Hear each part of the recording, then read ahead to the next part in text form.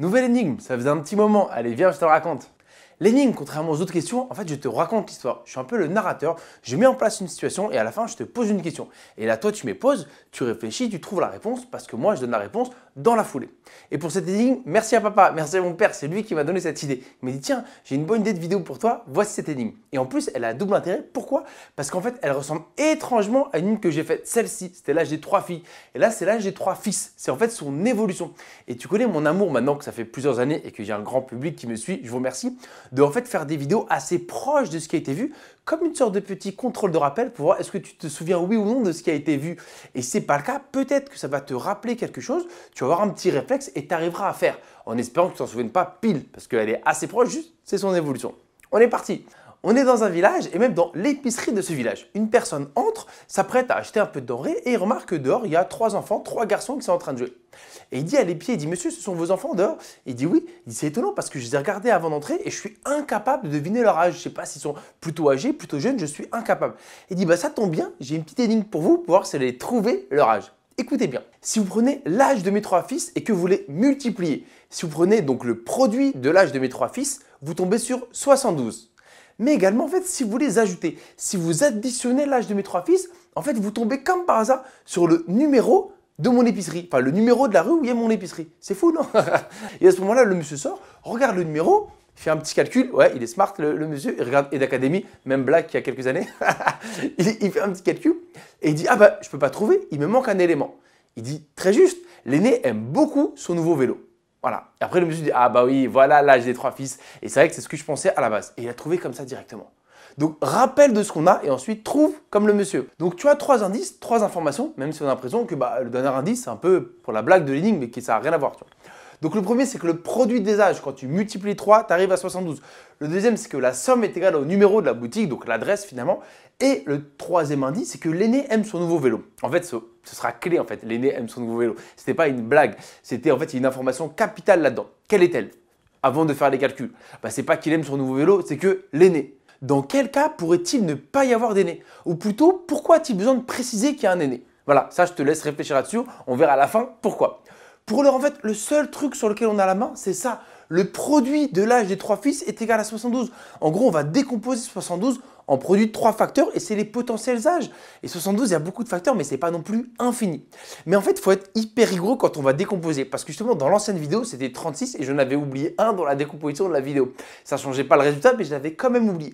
Donc là, je vais essayer d'être rigoureux pour ne pas les oublier. D'abord, en fait, je vais décomposer 72 en facteurs premiers et ensuite, en fait, on fera son marché pour créer ces décompositions. Je m'explique. 72, c'est 9 fois 8. Donc si je décompose encore, on peut dire que c'est 3 fois 3 fois, c'est quoi 8? C'est 2 fois 4, donc c'est 2 fois 2 fois 2. Là, j'ai décomposé 72 en facteurs premiers. Et je vais créer toutes les décompositions de 3 facteurs en prenant tantôt que 3, tantôt 3 fois 2, 6. Tu vois, je vais créer toutes les décompositions. Et on va essayer d'être rigoureux, organisé. Qu'est-ce que ça veut dire organisé? C'est qu'en fait, on va y aller crescendo. Moi, je vais commencer par toutes celles qui commencent par 1 fois quelque chose.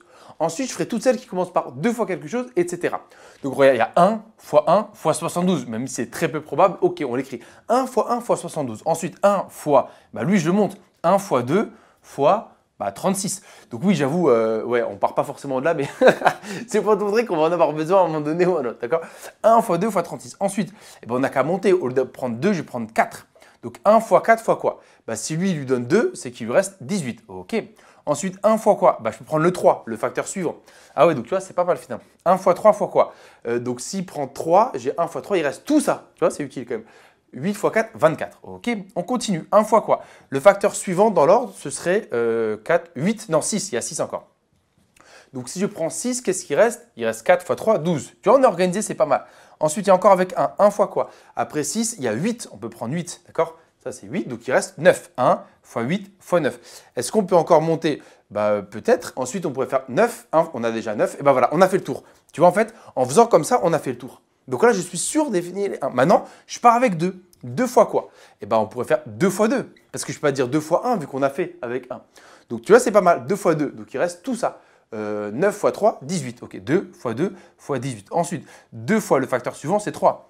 2 fois 3, il reste tout le reste. 4 fois 3, 12. Ah, je ne l'ai pas déjà? Non. 2 fois 3 fois 12. Ensuite, le suivant, 2 fois combien? 2 fois 4. 2 fois 4 fois 9. Là, on l'a parce que lui, c'était 8. Après les deux, après 2 fois 4, on peut faire quoi? 2 fois 6, on l'a pas encore, non. 2 fois 6 fois, donc on est à 12, 2 fois 6 fois 6. Donc le suivant, ce serait quoi? Bah tu vois, on y va crescendo, donc après en fait, 8 c'est pas possible, ce serait 9 en fait. 2 fois 9, mais non, 9 il est déjà là. On ferait 2 fois 9 fois 4, il est déjà présent. Donc tu vois, là on sait qu'on a fini l'équipe des 2, c'est terminé.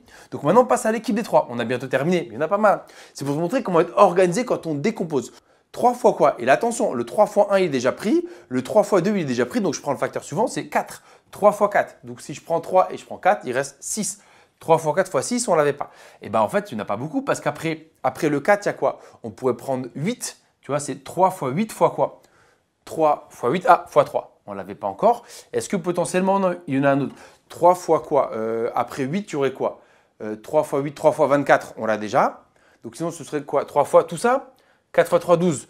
3 fois 12 fois quelque chose. On ne l'a pas déjà? 3 fois 12 fois 2, on l'a déjà. Donc tu vois, on a fini les 3. Donc ensuite, il y a quoi? Comme on a fini avec les 3, on passe au 4. Donc, tu as compris le procédé. 4 fois quoi? En théorie, on commence par 4 fois 1, c'est le plus petit et on monte crescendo. Mais le 4 fois 1, il a été pris ici. Donc, il faudrait passer par 4 fois 2. Mais 4 fois 2, il a été pris ici. Donc, il faudrait passer par 4 fois 3. Mais 4 fois 3, il a été pris ici. Donc, ce serait qui le suivant? Après 3, ce serait 4 fois combien? 4 fois 4, ça n'existe pas. Donc, ce serait par exemple 4 fois 6. D'accord? Ce serait 4 fois 6 le suivant. On prend 4.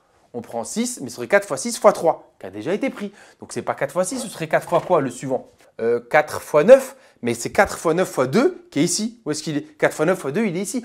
Donc, en fait, il n'y a rien avec 4. On a déjà fait toute l'équipe en 4. Donc, tu vois, même si ça a été un peu long, c'était ça en fait l'idée. D'accord? Parce que déjà dans l'autre, j'avais oublié. Donc, tu vois, c'était quand même dans ma tête. Je dis, mince, quand même, c'est abusé. Heureusement que ça ne change rien, mais ça a été oublié. Et donc là, je voulais te montrer comment est-ce qu'on pouvait y aller en fait de manière organisée pour être sûr de ne laisser personne. Tu partais des plus petits et tu montais crescendo.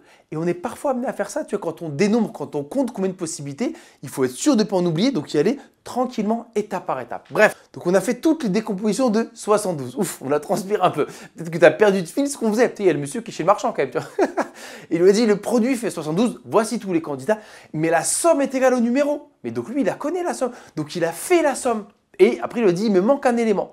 Donc en fait, ce qui serait pertinent, c'est quoi? Bah, c'est de faire la somme et de voir ce qui se passe. Et comme ça, on comprendra pourquoi il nous parle d'aîné. Quand on fait la somme, on a combien? 72 et 2, on a 74. Ici, on a combien? On est à 39. Là, 22 et 1, 23.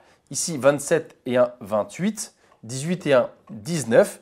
17 et 1, 18. Là, 22. Ici, 15, on est à 17. Là, 6, on est à 15. J'ai un peu bugué. Ici, 6 et 6, 12. 12 et 2, 14. Là, on est à 10. 10 et 3, 13. Et là, 11 et 3, 14. Voilà. Donc, on a fait la somme de tout ce qu'on avait.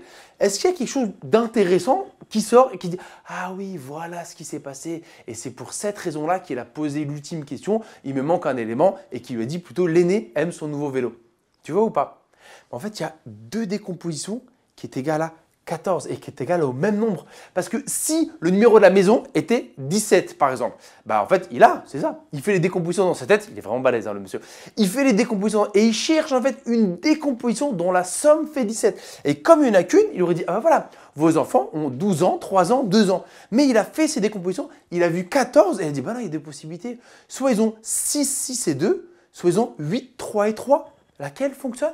Et c'est vrai que ah ben je ne peux pas savoir, monsieur. Il y a deux décompositions. C'était ça en fait qui était sous-entendu. Je ne peux pas conclure. Et il lui a dit, l'aîné aime beaucoup son nouveau vélo. Donc finalement, c'est laquelle? Là, il y a deux aînés. Oui, même si techniquement, il y en a un qui sort un petit peu avant, mais il y a deux aînés, donc pas d'aîné. Et en fait, c'est ça. C'est la dernière en plus, ouf.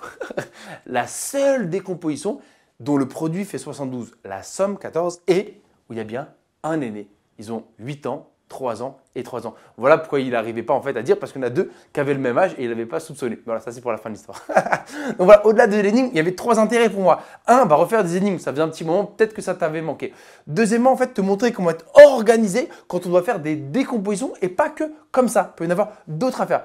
Et la troisième, remettre quelque chose qui a été vu il y a pas si longtemps pour voir si ça avait suivi. Et merci à papa pour cette énigme. J'espère que ça t'a plu.